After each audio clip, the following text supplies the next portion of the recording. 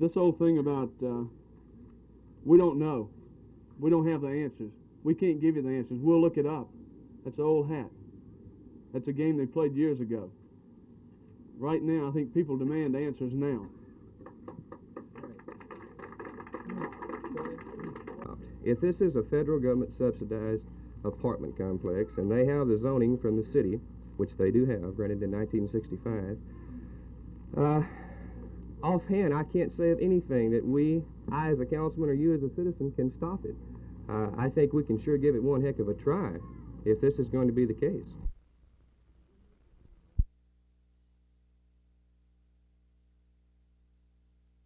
I tell you, I never saw the people in my district so upset in all my life as they are about this.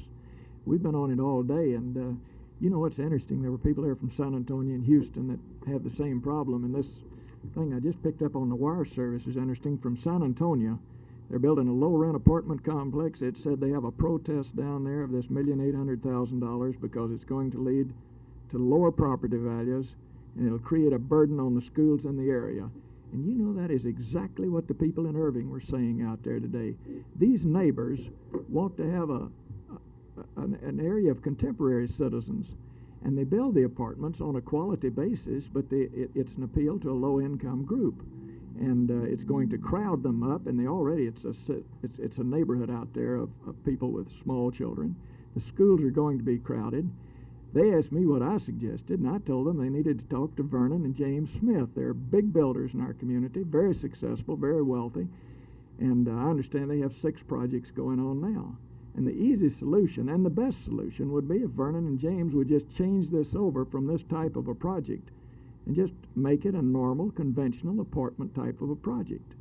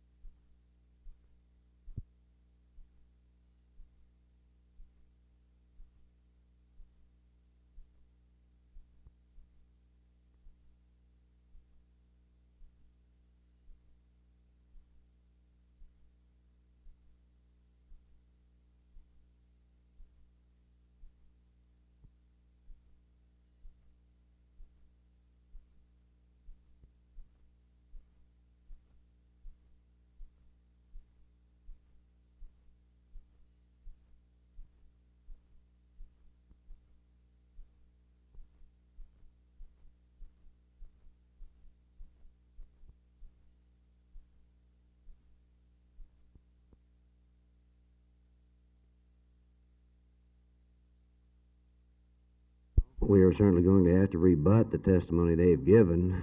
We're going to be working over this weekend, including tonight and through Monday, because the witnesses he's produced, 5 in number as a matter of fact, absolutely and positively place the accused in Livingston, Texas on the night of and at the time of the shooting of Mr. Travis.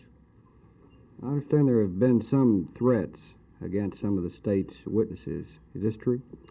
Yes, this is most certainly true. They have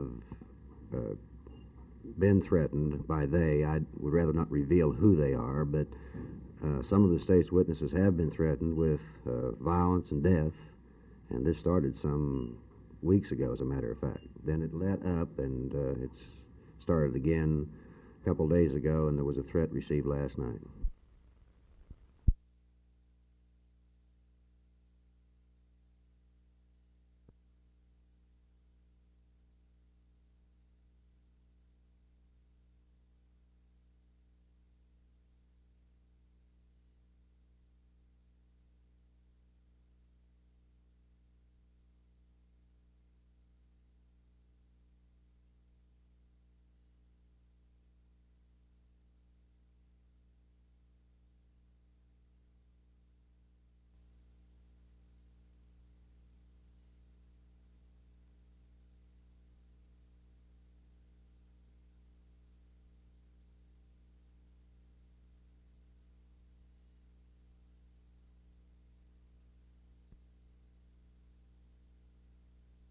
For you, counsel on drugs and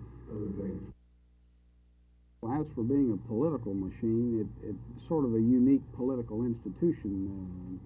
The CCA, as you know, disbands every year after its elections attempts, and it's a very loosely organized group. We've got a tremendous amount of work ahead of us to get all those people together that have worked so well in the past. And as for being a machine, I wish it were a little better oiled at the present time. As for my qualifications, my background is in the newspaper business, and I have never been identified with any partisan political effort before. However, in the newspaper business, I have met and talked with and worked with people throughout the city of Dallas for a number of years, and I feel that this gives me a pretty good base for starting out in this effort. Would the CCA consider backing an independent candidate with no strings attached? Since my name was mentioned as a possible candidate for the presidency, I've had the opportunity to talk to people throughout the city, just citizens and CCA members. And they have expressed a strong sentiment that the CCA this year should nominate and support a candidate in each and every 11 positions for the council. I agree wholeheartedly with this approach, and I intend to recommend to the nominating committee and the executive committee that we field a good, hard running candidate in every position.